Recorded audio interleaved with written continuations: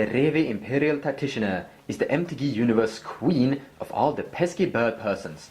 A Stax deck at its core, usually flying hate bears. She has two abilities that is quite core for this build, for this game plan strategy.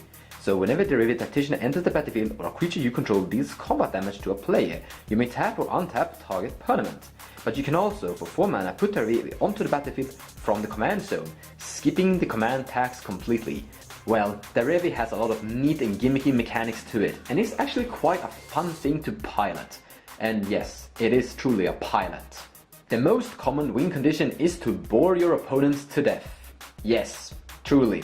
So the card you're looking at right now is making it quite impossible for your opponents to get anywhere. So let's say Sword of Feast and Famine is equipped to one of your creature cards. There's a Stasis in play that removes the untapped phase. And Orb of Dreams makes every permanent come into play tapped. So what this is going to do is make sure that nothing will untap, but your stuff will still untap because of Sword of Feast and Famine. And Derevi will untap herself whenever Derevi hits a player for damage. And Orb of Dreams makes sure that every land that comes into play stays tapped, meaning players can't use their mana from the lands that comes into play later once these cards are in play to remove stasis. And this is making sure that nothing becomes untapped, your opponents can't cast spells, and you're literally swinging with Derevi until they are dead? Yeah? However, in my experience playing a lot of Stax, I've come to realize that your opponent is eventually going to break through your blockade of Stax cards and win with some sort of combo. Sure, you are delaying the game, making it longer and a little bit harder for them to win, but you still need to figure out a way yourself that you can close the game. And the cards you're looking at right now aren't that easy to assemble as you think they are. Sure, we can run a lot of tutors of different variations to find these cards, and we can also play a lot of different cards that are basically doing the same thing. However, there's nothing like Stasis. Stasis is unique. Stasis is the only thing that is going to completely make sure that nothing untaps whatsoever. But you should still play these cards and still hope for the Orb of Dream, because they are still good, they are doing good stuff, but you should still have a main win condition, a main game plan, something that is a little bit easier and faster to assemble than this. But you could still have these cards inside your deck because the cards are good and they are good for this strategy. So the main win condition that I'm actually going to go for is going to be this. Craterhoof Behemoth, an overrun effect, a big creature for 8 that will make all creature gain trample and plus X equal to the number of creatures I control. So my game plan is this. Play a lot of Stax creatures, a lot of hate bears, preferably those with flying, and build a critical mass. It doesn't matter which ones, preferably the best ones that are going to affect my opponents and shut them down, and then hit Craterhoof Behemoth, and then make overrun effect that kills everyone. Simple as that. It's not going to go infinite, but it's going to reach enough. Craterhoof Behemoth will be able to kill about 150 damage or so, and maybe 100, it depends. My strategy is still to attack a lot of players during the game plan, to untap things, and therefore their life total will be a little bit lower than 40, the original starting life total of 40, and therefore when Craterhoof Behemoth hits the table, they are going to be a little bit lower. So the critical mass could be something around 9 to 10 creatures, and that will be enough. And the commander Derevi fits perfectly into this game plan, because what we're going to try to do is in the first main phase, tap a bunch of mana to put Kataki's War's Wage into play. And then we're going to move to combat step. And then we're going to attack with Derevi and maybe some other flyers. And then we're going to untap a bunch of lands and put Vryn's Wingmare into play, another Stax piece. In other words, with maybe 3 lands total, we've been able to play 5 costs of mana this turn. And that's good, we're producing a lot of tempo. And to be able to achieve this, we need a build, we need our deck to run on a really low CMC cost curve. The only thing that is going to be expensive is going to be Craterhoof Behemoth, something that we're going to try to end with. But all other cards inside the deck needs to be really cheap, preferably 1, 2, 3 and 4. Nothing bigger than that. But to make sure that this game plan runs smoothly, we need to have some ways of drawing more cards, to draw more gas, to draw more hate bears. And let's go back to the example. So we played Kataki in the first main phase, but in the second main phase we do nothing. Instead we pause turn and be ready, because we're playing blue and white, and that means instant speed removal, like Hallowed Moonlight. It's a cantrip. It draws a card and it interacts with your opponents. But we can also play, and we're also going to play Arcane Denial. Really good. A counter spell that is going to cantrip and draw a card, drawing more gas. Something a lot of casual Derevi decks do to solve this problem is play Asami Lady of Scrolls to put a lot of draw triggers on her, so she's going to draw you more gas and sure that it's going to work, but let's look at her CMC cost. 5 mana and 3 blue actually, and that is quite a lot.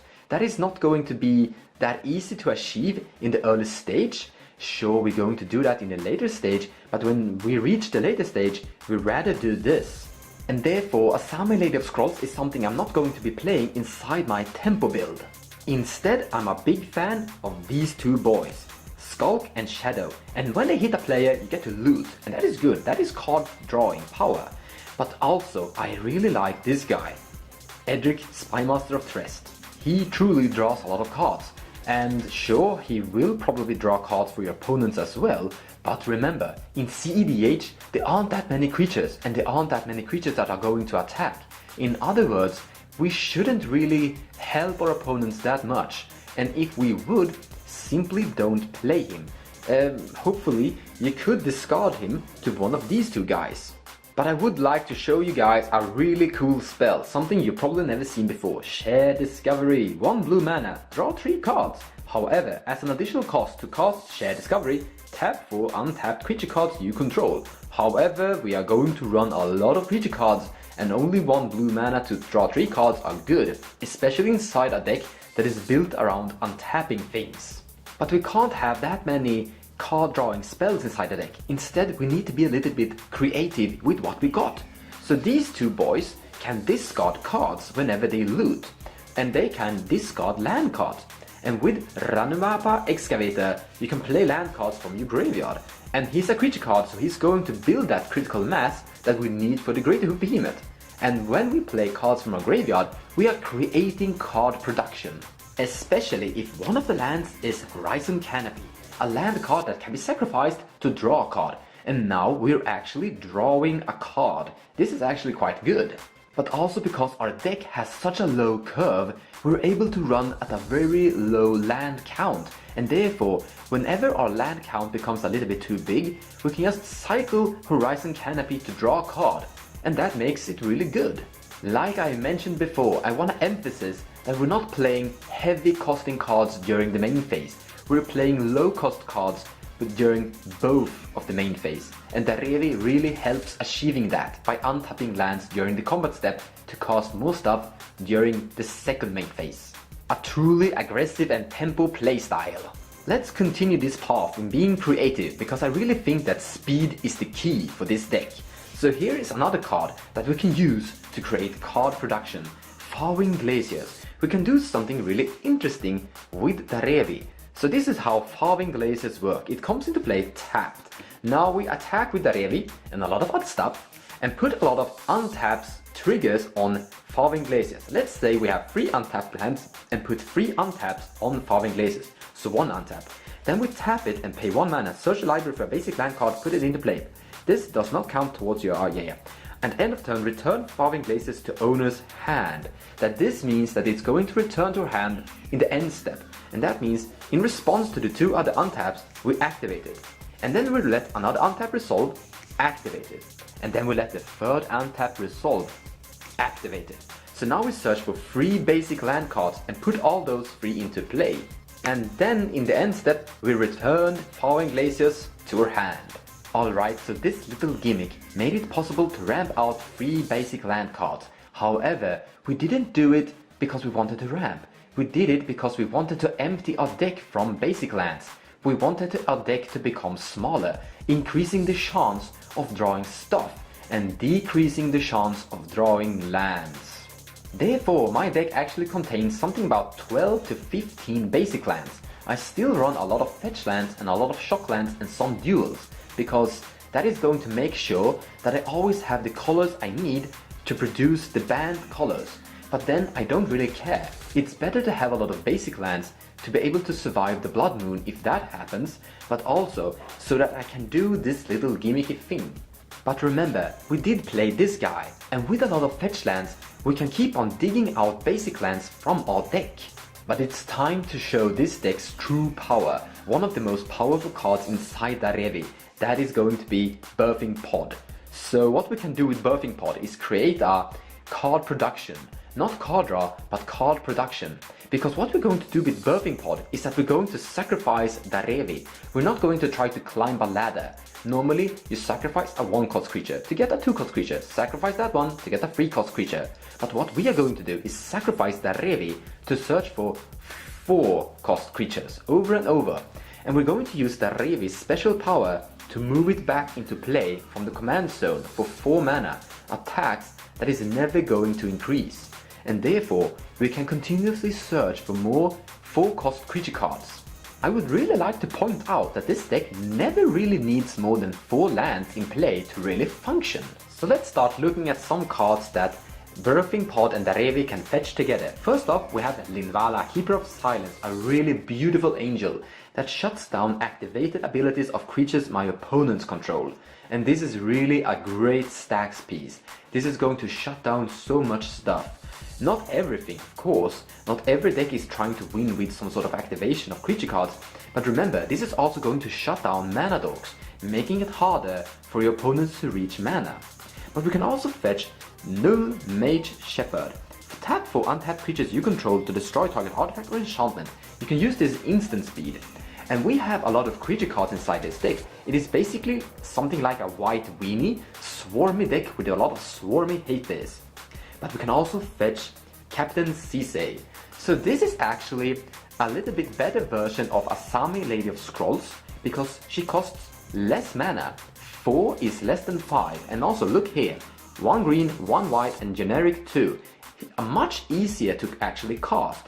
And we can do the same thing. Attack with a bunch of creature cards, put a lot of untapped triggers on cEDH, and then tap cEDH to search for legendary stuff. And you already seen one of them.